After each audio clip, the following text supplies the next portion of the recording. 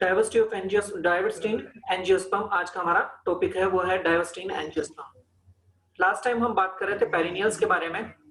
तो जब हम पेरिनियल्स के बारे में जब बात कर रहे थे तो पेरिनियल्स के बारे में हमने बताया था कि ऐसे प्लांट्स जो कि काफी लंबे समय तक जीवित रहते हो, जिनकी लॉन्ग लाइफ हो, उन्हें हम किस कैटेगरी में रखेंगे? पेरिनियल्स की कैटेगरी में रखेंगे। यानी कि ये मोर देन 2 इयर्स जीवित रहते हैं, 2 साल से अधिक जीवित रहते हैं। अब 2 साल से अधिक जो है वो 10 साल भी हो सकते हैं और 200 साल भी हो सकते हैं और 2000 साल भी हो, 2000 ईयर्स भी हो सकते हैं। एग्जांपल्स के तौर पे हमने देखा था बनियन ट्री जो है वो 200 ईयर्स ओल्ड है, और गया के अंदर जो ट्री है उसके अंदर हमने देखा था कि 2000 ईयर ओल्ड है। कि बनियन ट्री जो है इसको हम देख पा रहे थे लास्ट टाइम पे, हमने ये बोधी ट्री देखा था और इसी के बारे में हमने ये डिस्कस किया था। अब हम इसमें कुछ इंपॉर्टेंट चीजें जानते हैं पेरिनियल्स के अंदर। पेरिनियल्स की अगर हम बात करें तो पेरिनियल्स के अंदर जैसे इंपॉर्टेंट चीज जो हम जान रहे हैं वो ये है कि कुछ पेरिनियल्स ऐसे होते हैं, पेरिनियल्स के बारे में हमने बताया जो काफी ईयर्स तक जीवित रहते हो या काफी ईयर्स तक जीवित रह पाते हो, उनको हम पेरिनियल की कैटेगरी में रखते हैं। उसके बाद में जब हम बात करें पेरिनियल्स की, तो पेरिनियल्स में यहाँ हम देख पा रहे हैं कुछ इंपॉर्टेंट चीजें कि पेरिनियल्स को हम 2 पार्ट्स में डिवाइड कर सकते हैं, पॉलीकार्पिक एंड मोनोकार्पिक। कुछ पेरिनियल्स जो होते हैं वो पॉलीकार्पिक होते हैं और कुछ जो है वो मोनोकार्पिक होते हैं। पॉलीकार्पिक और मोनोकार्पिक क्या चीज है, इसको हम अगर ध्यान से देखें तो जैसा कि वर्ड्स को हम तोड़ते आए हैं, पहले उस वर्ड से ही मीनिंग निकालने की कोशिश करते हैं। कार्पिक जो वर्ड है वो फ्रूट्स के लिए लिया जाता है, तो पॉलीकार्पिक मीन्स ऐसे ऐसे प्लांट्स जो कि एक पर्टिकुलर सीजन में हर वर्ष फ्रूट्स एंड फ्लावर का फॉर्मेशन करते हो, यानी कि हर साल उनमें फ्रूट और फ्लावर का फॉर्मेशन होता है। ऐसे प्लांट्स को हम पॉलीकार्पिक प्लांट्स की कैटेगरी में रखते हैं। और पेरिनियल किसे कहेंगे ये हमें पता ही है कि मोर देन 2 इयर्स जीवित रहने वाले जो प्लांट्स होते हैं उनको हम पेरिनियल की कैटेगरी में रखेंगे। तो ऐसे पेरिनियल जो 2 साल से अधिक जीवित रहते हो, लेकिन उनमें हर साल जो है वो फ्लावर और फ्रूट का फॉर्मेशन होता हो एक पर्टिकुलर सीजन में, तो ऐसे प्लांट्स को हम पॉलीकार्पिक पेरिनियल की कैटेगरी में रखेंगे। एग्जाम्पल के तौर पर हम यहाँ देख पा रहे हैं कोकोनट, अकेशिया एक्सेट्रा। और दूसरे जो टाइप होते हैं पेरिनियल के वो है मोनोकार्पिक पेरिनियल। मोनोकार्पिक पेरिनियल कौन से होंगे? Perennials are monocarpic. मोनोकार्पिक किसे कहेंगे?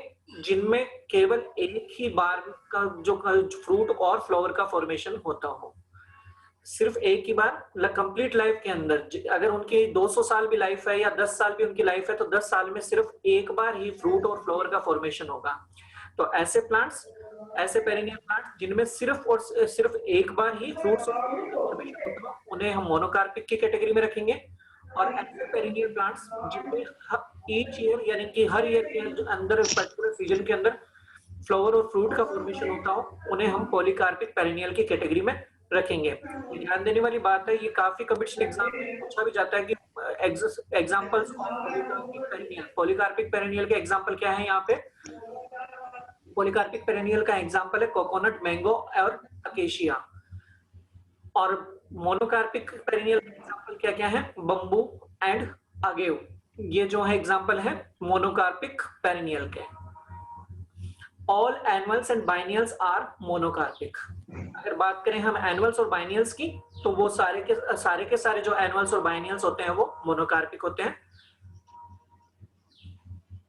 ठीक है, तो ये कुछ इंपॉर्टेंट चीजें हैं पेरिनियल्स के बारे में जो हम लास्ट टाइम पे डिस्कस नहीं कर पाए थे टाइम का कंप्लीट होने की वजह से। यहाँ हमने डिस्कस किया है कि पेरिनियल किसे बोलेंगे? मोर देन 2 इयर्स जीवित रहने वाले प्लांट्स जो हैं वो पेरिनियल कहलाएंगे। उनमें से भी ऐसे प्लांट्स जो कि मोर देन 2 ईयर तो जीवित रहते हैं, लेकिन हर ईयर जो है एक पर्टिकुलर सीजन में फ्लावर और फ्रूट का फॉर्मेशन करते हैं, उन्हें हम पॉलीकार्पिक पेरिनियल की कैटेगरी में रखेंगे। और ऐसे प्लांट्स जो कि मोनोकार्पिक, ऐसे प्लांट जो केवल एक ही बार फ्रूट और फ्लावर का फॉर्मेशन करेंगे, उन्हें हम मोनोकार्पिक पेरिनियल की कैटेगरी में रखते हैं। कुछ यहाँ पे एग्जांपल्स जो कि कंपटीशन एग्जाम में पूछे जाते हैं, एवरग्रीन पेरिनियल के एग्जांपल है begonia and banana. Deciduous perennial की कैटेगरी में रखते हैं गोल्डन रोड या एंड मिंट। वुडी पेरिनियल का एग्जांपल है एप्पल ट्री।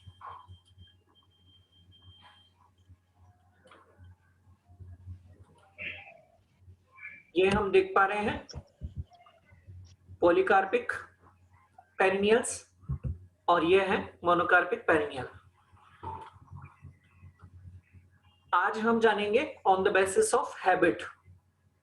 हैबिट के बेसिस पे एंजियोस्पर्म जो है वो कितने टाइप के होते हैं वो आज हम जानेंगे।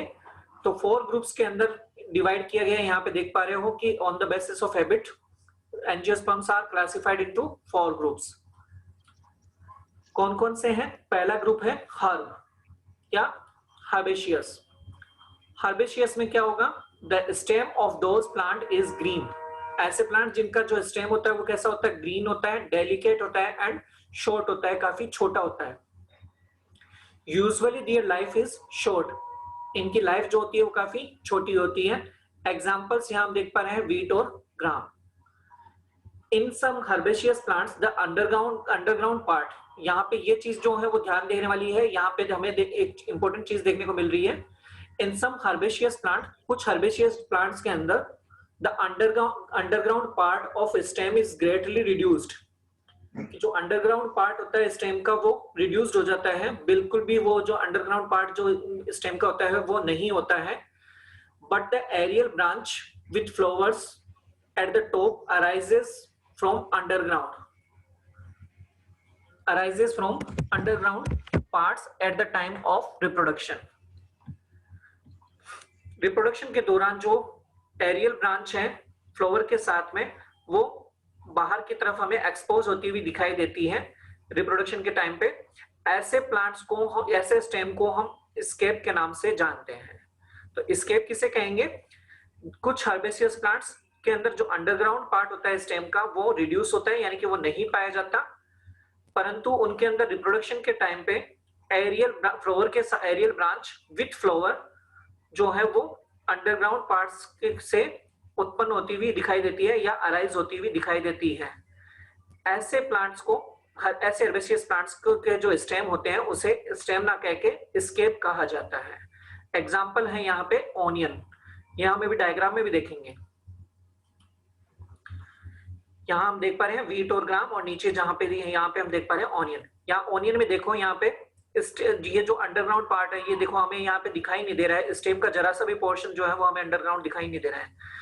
तो इस यहाँ पे हम देख पा रहे हैं कि डायरेक्टली जो ये फ्लावर वाला जो पार्ट है या रिप्रोडक्टिव स्टेज के ऊपर जो स्टेम है वो जो अभी हमने बोला वो हम इस ओनियन के अंदर हम देख पा रहे हैं कि जो एरियल ब्रांच एंड फ्लावर्स जो है वो अंडरग्राउंड पार्ट से ही अराइज होते हुए दिखाई देते हैं। तो यहाँ पे भी हमें जैसा कि दिखाई दे रहे हैं, तो इसे हम बोलेंगे, इसे बोलते हैं स्केप।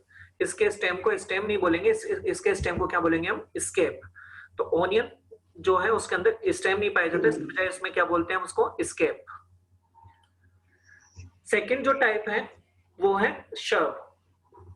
सभी के नाम सुने हुए हैं, बड़े कॉमन से नाम है, बस इनके एग्जांपल्स आप लोगों को याद रखने हैं और थोड़ा बहुत जो अभी जैसे स्केप आया इस तरीके की जो इंपॉर्टेंट चीजें हैं उन्हें याद करना है। शर्ब्स की अगर बात करें हम तो शर्ब्स किसे बोलेंगे?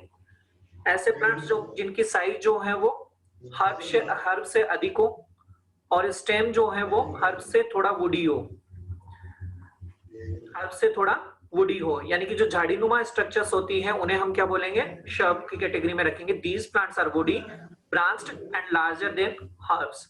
ये हर्ब्स से बड़े होते हैं, अधिक ब्रांचेज होती है और हर्ब्स से वुडी भी होते हैं, थोड़े से मजबूत भी होता है इनका stem. Usually with several stems but no main axis.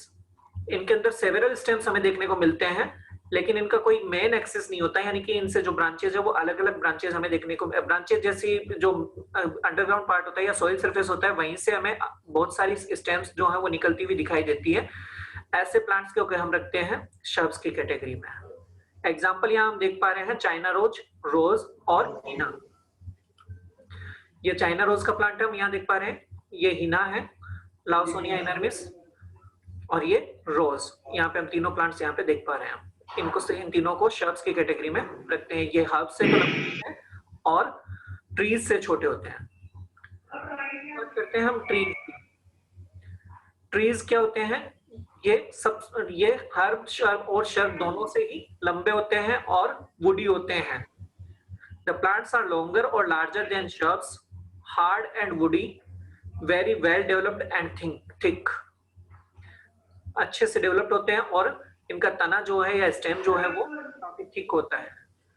Pulses A prominent trunk, इनके अंदर ट्रंक भी पाया जाता है, यानी कि इनकी ब्रांचेस भी पाई जाती हैं। और these are the following types, इन ट्रीज को हम 3 पार्ट्स में डिवाइड कर सकते हैं, 3 टाइप्स के अंदर डिवाइड कर सकते हैं, कोडेक्स, एक्सकरेंट एंड डेलिक्विसेंट। इन तीनों के बारे में भी जानते हैं कि ये तीनों अलग अलग भी जानेंगे इनके बारे में कि कोडेक्स ट्रीज कौन से होते हैं, एक्सकरेंट ट्रीज कौन से होते हैं और डेलिक्विसेंट ट्रीज कौन से होते हैं। सबसे पहले अगर बात करें हम कोडेक्स की, तो कोडेक्स ट्री वो ट्री होते हैं जो कि अनब्रांच्ड होते हैं। द स्टेम इज अनब्रांच्ड, जिनका स्टेम अनब्रांच्ड होता है and usually bears a crown of leaves at the apex. कहने का मतलब बात तो आई है, कहने का मतलब जिनमें की स्टेम बिल्कुल अनब्रांच्ड होता है, बिल्कुल सीधा होता है, और ऊपर की तरफ जो लीव्स हैं वो एक क्राउन का फॉर्मेशन करेगी एकदम अपेक्स के ऊपर, यानी कि बीच में कोई लीव्स का फॉर्मेशन या नोड जैसी संरचनाएं हमें देखने को नहीं मिलेगी, कोई लीव्स बीच में या ब्रांचेस जो है वो बीच में देखने को नहीं मिलेगी। हमें सिर्फ ऊपर ही ऊपर, यानी कि जो टिप होगा स्टेम का, जो सबसे ऊपर का टिप होगा, उस टिप अपेक्स या टिप या अपेक्स के ऊपर ही लीव्स देखने को मिलेगी और क्राउन जैसी संरचना हमें देखने को मिलेगी।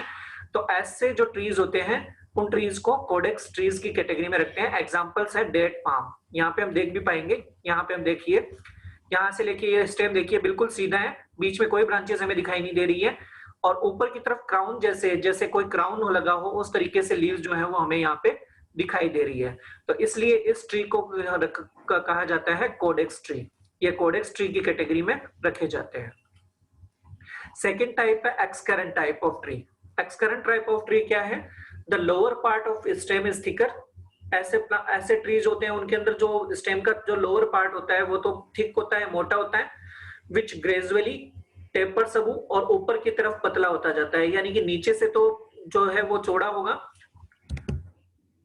नीचे से जो स्टेम है वो चौड़ा होगा, मोटा होगा, और ऊपर जैसे जैसे ऊपर जाता जाएगा वैसे वैसे वो स्टेम जो है वो पतला होता जाएगा। तो इस तरीके के प्लांट्स को हम एक्सकरेंट ट्री की कैटेगरी में रखते हैं। The plants appear conical due to the acropetal arrangement of branches on the main stem. और जो प्लांट की जो संरचना दिखाई देगी हमें, वो कैसी दिखाई देगी? कॉनिकल संरचना में दिखाई देगी। किस वजह से? एक्रोपिटल अरेंजमेंट की वजह से, ब्रांचेस के एक्रोपिटल अरेंजमेंट की वजह से। मेन स्टेम के ऊपर जो ब्रांचेस होती है वो एक्रोपिटल अरेंजमेंट में व्यवस्थित होती है, और इस वजह से कॉनिकल उनकी संरचना दिखाई देती है। एक्रोपिटल अरेंजमेंट का मतलब क्या है? यहाँ पे एक्रोपिटल अरेंजमेंट का मतलब है कि ओल्ड ब्रांचेस जो होगी, जो पुरानी ब्रांचेस होती है वो तो बेस की तरफ यानी कि नीचे की तरफ, और न्यू ब्रांचेस होगी वो टिप की तरफ या ऊपर की तरफ मौजूद होती है। अगर ओल्ड ब्रांचेस नीचे की तरफ और न्यू ब्रांचेस ऊपर की तरफ हो तो ऐसे जो अरेंजमेंट है उसे कहते हैं एक्रोपिटल अरेंजमेंट। तो एक्रोपिटल अरेंजमेंट की वजह से जो प्लांट है वो कॉनिकल रूप में हमें दिखाई देता है। और ये हमने बताया कि जो एक्सकरेंट ट्रीज होते हैं उनके जो स्टेम होते हैं वो नीचे से तो चौड़े और ऊपर पतले होते हैं। एग्जाम्पल यहाँ हम देख पा रहे हैं अशोक ट्री या साराका इंडिका। यहाँ हम देख रहे हैं ये रहा अशोक ट्री, इसमें हमें कॉनिकल शेप में हमें दिखाई दे रहा है। अधिकतर एंजियोस्पर्म्स जो होते हैं उसमें हम जानते हैं मोस्ट ऑफ द, हालांकि जो एक्सकरेंट ट्रीज होते हैं वो एंजियोस्पर्म में काफी कम देखने को मिलेंगे। अधिकतर पाइन्स और जिम्नोस्पर्म होते हैं वो एक्सकरेंट टाइप के होते हैं। अधिकतर एंजियोस्पर्म्स जो होते हैं वो डीकरेंट टाइप के होते हैं, ना कि एक्सकरेंट टाइप के। लेकिन एक्सकरेंट का हमने एग्जांपल देखा अभी, अशोक या साराका इंडिका। जो अशोक है वो एक्सकरेंट एंजियोस्पर्म का एक टाइप है। एक्सकरेंट और डीकरेंट की अगर हम बात करें तो एक्सकरेंट और डीकरेंट में यहाँ हम देख पा रहे हैं, एक्सकरेंट तो किसे बोलेंगे? इस तरीके की जो चीजें हैं जहां पे हम देख पा रहे हैं जहां पे ब्रांचेस जो हैं वो स्टेम से अलग अलग यहाँ पे दिखाई दे रही है, हमें इस तरीके से कॉनिकल रूप में हमें दिखाई दे रही है, तो इसको तो हम बोलते हैं एक्सकरेंट अरेंजमेंट। और यहाँ जो हम देख रहे हैं ब्रांचेस, यहाँ पे भी कॉनिकल रूप में हमें दिखाई दे रहा है, लेकिन यहाँ हम देख पा रहे हैं कि एक